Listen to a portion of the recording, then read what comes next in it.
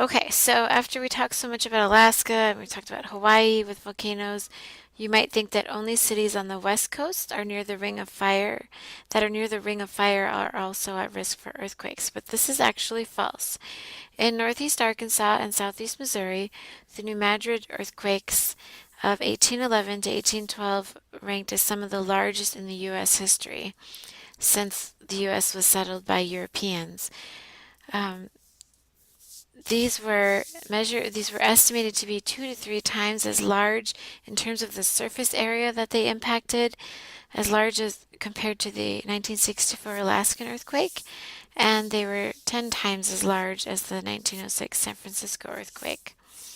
So, in other words, they weren't as strong, but they were more widespread and they impacted a larger surface area. And the New Madrid earthquakes were the largest earthquakes that we know of east of the Rocky Mountains in the US and Canada. I have a map here so you can see where this New Madrid seismic zone is. And it's south of St. Louis and north of Memphis, Tennessee.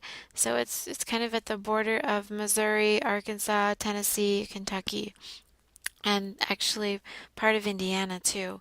So people who live in that area really need to be aware of this as a threat because this fault is still considered to be active, and it could have another large earthquake. So this leads me to our last slide, which is a look at the earthquake hazards map for the United States, just so you can see where the highest hazards are for earthquakes. Of course, California, which you know about, is at very high risk for earthquakes. So is Washington, and so the city of Seattle is at high risk.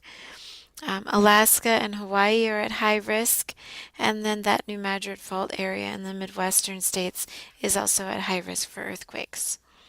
So the states with the least risk are Florida, Minnesota, North Dakota, Michigan, Wisconsin. So if you live in those states, or if your family is from those states, then you can rest easy that those aren't at very high risk for earthquakes.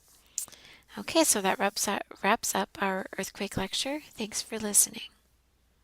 Created using Powtoon.